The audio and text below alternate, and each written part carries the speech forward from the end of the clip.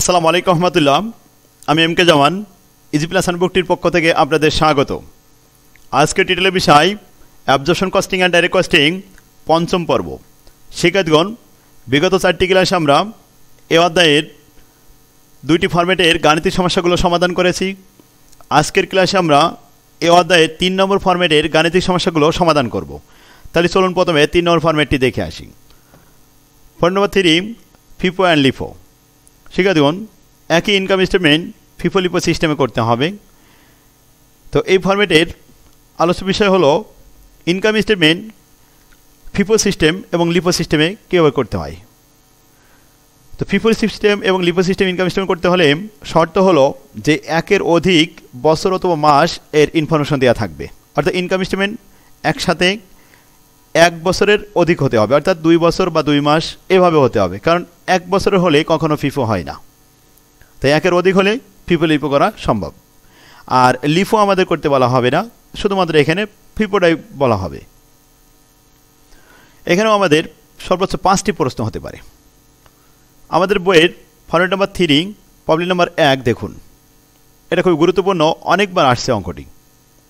The Rihi company sells its resorts at 3 টাকা per unit. The company use FIFO actually costing system. এখানে FIFO system বলা হলো, সরাসরি বলা হচ্ছে a new manufacturing overhead rate is compute the each year by dividing the actual fixed manufacturing overhead cost by the production unit. প্রতি বছরের manufacturing cost তৈরি করার সময় ফিক্সড ফ্যাক্টরি ওভারহেডকে ওই বছরের প্রোডাকশন ইউনিট দ্বারা ভাগ করতে হবে।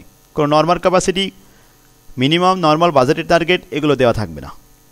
অ্যাকচুয়াল যেটা প্রোডাকশন হবে সেটা দ্বারাই ভাগ করতে বলা হচ্ছে ফিক্সড ফ্যাক্টরি ওভারহেডকে। The following simplified data related to its the first 2 years of operation. 2টা বছরের অপারেশন ইনফরমেশন এখানে দেওয়া হয়েছে। সেল ইউনিট প্রথমে বলা হচ্ছে প্রথম বছরে 1000 ইউনিট, প্রোডাকশন 1400 ইউনিট। 1400 প্রোডাকশন করে সেল করা হয়েছে 1000, তাহলে ক্লোজিং থাকলো কত? 400। ওপেনিং কই? এখানে ওপেনিং দেওয়া নেই, তাহলে ওপেনিং না থাকলে 0 ধরতে হবে। যেহেতু ওপেনিং ক্লোজিং 2টা দেওয়া নেই, তাহলে ওপেনিং 0, প্রোডাকশন 1400, বিক্রয় 1000, তাহলে ক্লোজিং থাকলো কত? 400। প্রথম বছরের ক্লোজিং দ্বিতীয় বছরের হয় ওপেনিং। দ্বিতীয় বছরের প্রোডাকশন 1000 আর ওপেনিং ছিল কত? 400, তাহলে মোট হলো 1400, সেল হয়েছে 1200। 1400 থেকে 1200 বিক্রি করলে ক্লোজিং থাকে কত? 200 ইউনিট। সেক্ষেত্রে এটা আমাদেরটা ওয়ার্কিং করে নিতে হবে, 2 বছরের ওপেনিং এবং ক্লোজিং নির্ণয় করে নিতে হবে। এবার বলা হচ্ছে আদার ইনফরমেশন। ভেরিয়েবল ম্যানুফ্যাকচারিং কস্ট 700 টাকা এবং 500 টাকা। এই ভেরিয়েবল ম্যানুফ্যাকচারিং কস্টের মধ্যে 3টে আইটেম আছে। সেই 3টে এলিমেন্টের নাম হলো direct material, direct labour, variable factory overhead. 3টে মিলে হলো স্ট্যান্ডার্ড ভেরিয়েবল ম্যানুফ্যাকচারিং কস্ট। প্রথম বছরে 700 টাকা ব্যয় হয়েছে, উৎপাদন হয়েছে 1400 ইউনিট। 700কে 1400 দ্বারা ভাগ করলে 50 পয়সা per unit variable manufacturing cost per unit. দ্বিতীয় বছরে 500 টাকা ব্যয় হয়েছে, উৎপাদন হয়েছে 1000 ইউনিট। 500কে 1000 দ্বারা ভাগ করলে 50 পয়সা per unit variable manufacturing cost পাওয়া যাবে। ফিক্সড ম্যানুফ্যাকচারিং প্রথম বছরে 700 টাকা, এই 700কে 1400 দ্বারা ভাগ করলে 50 পয়সা পাওয়া যাবে। আর প্রথম বছরে গেল। এবার দ্বিতীয় বছরে 700 টাকা, এই 700কে 1000 দ্বারা ভাগ করলে 70 পয়সা পার ইউনিট। তাহলে প্রথম বছরে 700 ভাগ 1400, এতে 50 পয়সা পাওয়া যাবে। আর দ্বিতীয় বছরে 700 ভাগ 1000, এতে আসে 70 পয়সা। ফিক্সড ফ্যাক্টরি ওভারহেড শুধু। এবার আসুন ভেরিয়েবল মার্কেটিং অ্যান্ড অ্যাডমিনিস্ট্রেটিভ। 1000 টাকা মার্কেটিং খরচ হয়েছে প্রথম বছরে, আর 1200 দ্বিতীয় বছরে। ফিক্সড মার্কেটিং অ্যান্ড অ্যাডমিন 400 এবং 400, যেহেতু ফিক্সড সেহেতু উভয় বছরে সমান খরচ হয়েছে। এখানে ফিক্সড ফ্যাক্টরি সেটাও সমান খরচ হয়েছিল, প্রোডাকশন ভিন্ন হয়েছে কিন্তু খরচ একই রকম হয়েছে। কারণ আমরা জানি ফিক্সড কস্ট কখনো বৃদ্ধি পায় না, কমেও না, বাড়েও না, একই রকম থাকে। ইনফরমেশন আমরা পড়ে নিলাম। এবার আমাদের প্রস্তুত করা হচ্ছে prepare income statement for each of the year, variable costing system and absorption costing system. শিক্ষার্থীগণ, অ্যাবজর্পশন কস্টিংয়ের ইনকাম স্টেটমেন্ট করতে হবে আর ভেরিয়েবল কস্টিংয়ের ইনকাম স্টেটমেন্ট করতে হবে। তাহলে আমাদের ওয়ার্কিং প্রথমে 2টা করে নিতে হবে, যে ওপেনিং ক্লোজিং নির্ণয় করতে হবে আর কস্ট পার ইউনিট তৈরি করে নিতে হবে। তো আসুন প্রথমে আমরা লিখলাম calculation of opening and closing inventory. প্রথম বছর ফার্স্ট ইয়ার, সেকেন্ড ইয়ার। ওপেনিং প্রথম বছর 0, প্রোডাকশন প্রথম বছর 1400, যোগ করে হলো 1400, সেল হচ্ছে 1000, ক্লোজিং থাকলো 400।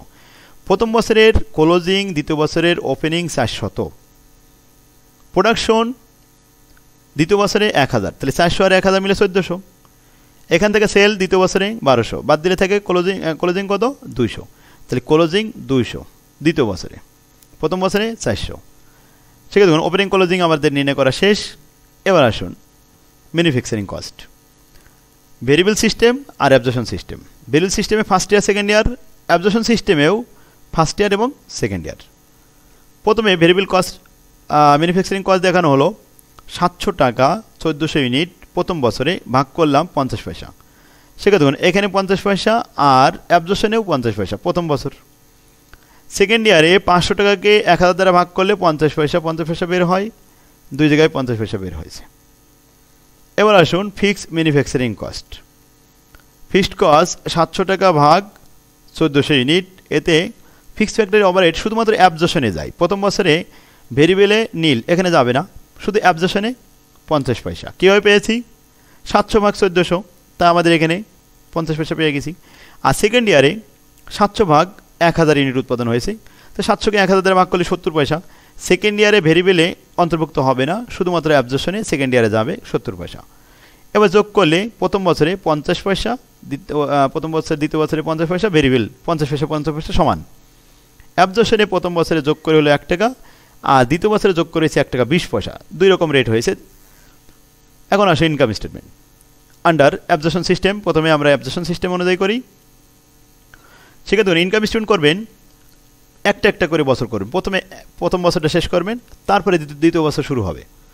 ইনকাম স্টেটমেন্ট প্রথমে লিখলাম সেল 1000 গুণন 3, 3000 টাকা। আর কস্ট অফ গুডস এখান থেকে বাদ দিতে হবে। তা ওপেনিং 0, প্রথম বছরে 0, রেট কত 1 টাকা, অ্যাবজর্পশন সিস্টেম বলে 1 টাকা নেওয়া হয়েছে, এতে 0 টাকা। আর প্রোডাকশন 1400 গুণন 1, এতে 1400 টাকা, তাহলে 1400 টাকা। ক্লোজিং 400 গুণন 1, 400 টাকা, বাদ দিলে হলো 1000, 3000 থেকে 1000 বাদ দিলে 2000 টাকা, এটা হলো গ্রোস প্রফিট বা মার্জিন। এখান থেকে অপারেটিং খরচ বাদ দিতে হবে। অপারেটিং দুইটা, ভেরিয়েবল মার্কেটিং দেওয়া ছিল 1000 আর ফিক্সড মার্কেটিং 400, মোট 1400, বাদ দিলে থাকলে 600। এটা হলো নিট ইনকাম প্রথম ফার্স্ট ইয়ারে। সেকেন্ড ইয়ারে আসুন সেল 1200 গুণন 3, 3 বারং 3600, আর ওপেনিং 400 গুণন 1, 400 টাকা। ক্লোজিং প্রোডাকশন 1000 গুণন 1 টাকা 20 পয়সা। সেক্ষেত্রে দেখুন এবার আসুন ফিফো সিস্টেম। আমরা আবারও বলি ফিফো সিস্টেম আমাদের কি প্রভাব ফেলবে এখানে। তো নর্মালি আমাদের প্রথম বছরে ফিফোর কোনো প্রভাব পড়েনি। দ্বিতীয় বছরে আসুন, দ্বিতীয় বছরে রেট হয়েছিল 1 টাকা 20 পয়সা। আমরা ওপেনিং লেখার সময় যেহেতু ফিফো, তাহলে যদি আমরা 1 টাকা 20 পয়সা দ্বারা ওপেনিং 400কে গুণ করি 1 টাকা 20 পয়সা, তাহলে হয়ে যাবে লিফো। আর যদি ফার্স্ট ইয়ারের রেট দ্বারা গুণ করি তাহলে হবে ফিফো। আবারও বলি, ফার্স্ট ইয়ারের রেট কত 1 টাকা করে, তো 1 টাকা ফার্স্ট ইয়ারে ক্লোজিং ছিল 400 গুণন 1, আর পরবর্তী বছরে ওপেনিং হয়েছে 400 গুণন। এখন যদি আমি 1 টাকা 20 পয়সা লিখি তাহলে হয়ে যাবে লিফো, আর 1 টাকা লিখে যদি গুণ করি তাহলে হয়ে যাবে ফিফো। কী হবে? এই 1 টাকা হলো ফার্স্ট ইয়ারের রেট, মানে পূর্বের রেট, অর্থাৎ পূর্বের বছরের ক্লোজিং পরবর্তী বছরে হয় ওপেনিং ইনভেন্টরি। তা শুধুমাত্র একটা জায়গায় এই ওপেনিং ইনভেন্টরির সাথে আপনি পূর্বের বছরের রেটটা গুণ করবেন, এটাই হয়ে যাবে ফিফো সিস্টেম। আর যদি রানিং বছরের রেট গুণ করেন, যেমন রানিং বছরে কত ছিল 1 টাকা 20 পয়সা, 1 টাকা 20 পয়সা যদি আমি এখানে গুণ করি তাহলে এটা হয়ে যাবে লিফো সিস্টেম, লাস্ট ইয়ারের রেট, রানিং রেট। আর যদি আমি ফিফো সিস্টেম করতে চাই তাহলে আমাকে ফার্স্ট ইয়ারের রেট দ্বারা গুণ করতে হবে। আশা করি আপনারা বুঝতে পারছেন। এইটাই শুধুমাত্র ফিফো লিফোর পার্থক্য, এই একটা জায়গায় শুধুমাত্র পার্থক্য, যে প্রথম বছরের ক্লোজিং পর বছরে ওপেনিং হয়, আর পরবর্তী বছরের ওপেনিংকে প্রথম বছরের রেট দ্বারা গুণ করতে হয়। এটাই হলো ফিফো সিস্টেমের প্রভাব। আর এরপরে আসুন প্রোডাকশন। প্রোডাকশন 1000, তাহলে দ্বিতীয় বছরে রেট কত 1 টাকা 20 পয়সা, এতে আসে 1200 টাকা, তো 1200 আর 400 1600। ক্লোজিং 200, তো 200 গুণন 1 টাকা 20 পয়সা, এগুলো সব ঠিক থাকবে, 1 টাকা 20 পয়সা ঠিক থাকবে, শুধু ওপেনিংটা 1 টাকা হবে। আশা করি বুঝতে পারছেন। আর এরপরে যদি না বুঝতে পারেন তাহলে আমাকে ফোন দিয়ে জিজ্ঞাসা করবেন, আমার ফোন নাম্বারটা স্ক্রিনে দেওয়া আছে, এটা আপনারা ফোন দিয়ে আমাকে জিজ্ঞাসা করতে পারেন, তাহলে আমি ভালোভাবে বিস্তারিত বুঝিয়ে দেবো। সেখানে দেখুন তাহলে আসুন 240 টাকা, এই 1600 থেকে বাদ দিলে 1360 টাকা হয়, তো 3600 থেকে 1360 বাদ দিলে 2240 টাকা। এটাই হলো গ্রোস মার্জিন বা প্রফিট। এবার আসুন এখান থেকে মার্কেটিং বাদ দিতে হবে। মার্কেটিং দুই প্রকার, ভেরিয়েবল মার্কেটিং আর ফিক্সড মার্কেটিং। তো অপারেটিং খরচ ভেরিয়েবল মার্কেটিং আমাদের প্রস্তুত দেওয়া ছিল 1200, আর ফিক্সড মার্কেটিং 400, 12 আর 1600 বাদ দিলে থাকে 640, বাস এটা কমপ্লিট। এবার আসুন ডাইরেক্ট কস্টিং বা ভেরিয়েবল কস্টিং সিস্টেম। তো ভেরিয়েবল কস্টিং সিস্টেমে আমরা পূর্বে নাই সেল লিখলাম 1000 × 3, তাহলে কত হলো 3000 টাকা প্রথম বছর। আর ওপেনিং 0 × 50 পয়সা। সেক্ষেত্রে দেখুন ভেরিয়েবলের রেট দুইটা বছরেই ছিল 50 পয়সা 50 পয়সা করে, তাহলে 50 পয়সা দিয়ে গুণ করলাম, তাহলে 0 হলো। আর প্রোডাকশন 1400 × 50 পয়সা মানে 700 টাকা। 700 টাকার সাথে ক্লোজিং 400 × 50 পয়সা মানে 200 টাকা। 200 টাকা বাদ দিলে 500 টাকা থাকে। 3000 থেকে 500 বাদ দিলে 2500 গ্রোস কন্ট্রিবিউশন। যেহেতু এখানে আমাদের 3টে স্টেপ করতে, প্রথম গ্রোস কন্ট্রিবিউশন বের করতে হয় ভেরিয়েবল সিস্টেমে, তারপর নিট কন্ট্রিবিউশন বের করতে হয়। কী বাদ দিতে হয়? ভেরিয়েবল মার্কেটিং বাদ দিতে হয়। ভেরিয়েবল মার্কেটিং কত? 1000 টাকা প্রথম বছরে, তাই বাদ দিলে 1500 টাকা নিট কন্ট্রিবিউশন, বাস দুটো আইটেম বেড়ে গেল। এবার নিট প্রফিট বের করতে হবে, তাই নিট কন্ট্রিবিউশন থেকে ফিক্সড কস্ট বাদ দিতে হয়। তো ফিক্সড কস্ট কয়টা? দুইটা থাকে সবসময়, ফিক্সড ফ্যাক্টরি আর ফিক্সড মার্কেটিং। এই দুটো বাদ দিলেন, তো 1100 বাদ দিলে 400 টাকা, বাস প্রথম বছরের শেষ ইনকাম স্টেটমেন্ট, নিট ইনকাম শেষ। এবার দ্বিতীয় বছর 1200 × 3, 3 × 3600 টাকা সেল। আর ওপেনিং দ্বিতীয় বছরে ওপেনিং 400 ইউনিট × 50 পয়সা, এতে আসে 200 টাকা। এখানে আমাদের ফিপোলিপের ভেরিয়েবলের সিস্টেমে কোনো ডাইরেক্ট কস্টিং বা ভেরিয়েবল সিস্টেমে কোনো প্রভাব পড়ে না, কারণ দুইটা একই রকম রেট হয়। দেখুন এখানেও 50 পয়সা 50 পয়সা, কিন্তু অ্যাবজর্পশনে একটু প্রভাব পড়ে। একই রকম রেট হলে আর প্রভাব পড়ে না। তো আমরা বলি ওপেনিং 400 × 50 পয়সা 200 টাকা, আর 1000 × 50 পয়সা 500 টাকা। 500 আর 200 মিলে 700। ক্লোজিং 100 × 50 পয়সা, এই 200 × 50 পয়সা 100 টাকা, বাদ দিলে থাকে 600।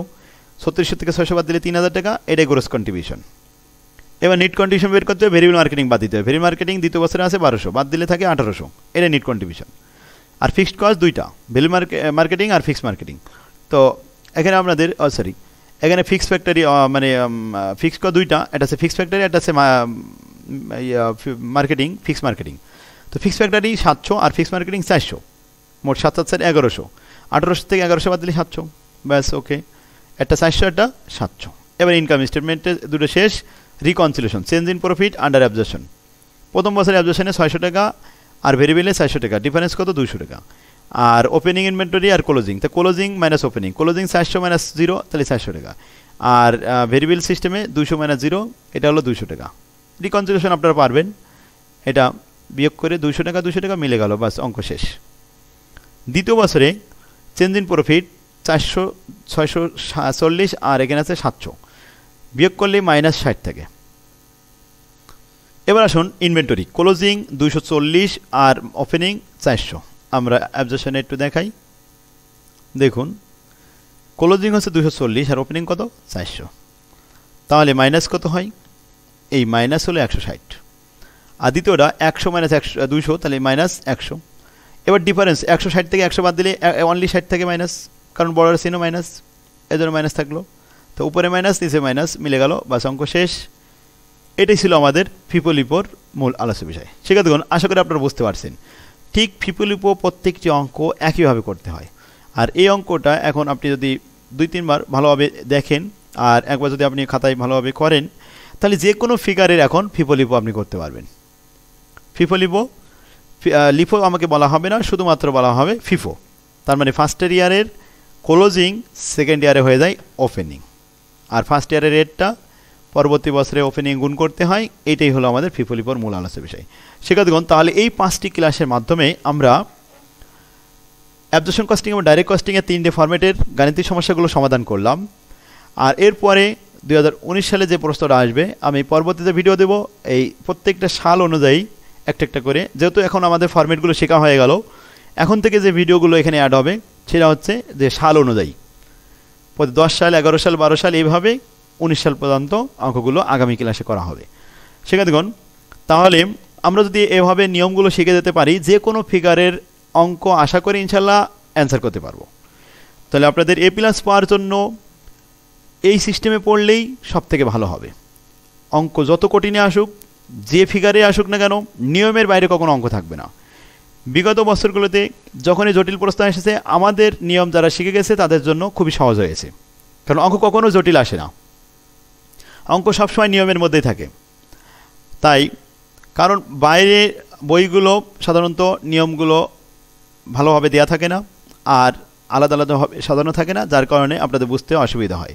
তো আমার প্রত্যেকটা বই ফরম্যাট আকারে আমি সুন্দরভাবে সাজিয়ে দিয়েছি। যেমন ম্যাথগুলো ফরম্যাট আকারে সুন্দরভাবে সাজিয়েছি, ঠিক সিলেবাস অনুযায়ী থিওরিগুলো ফরম্যাট আকারে সাজাইছি, যে খুব অল্প টাইমে যেন থিওরিগুলো তারা আয়ত্ত করতে পারে এবং সবসময় যেন তারা প্রশ্নগুলো অ্যান্সার দিতে পারে।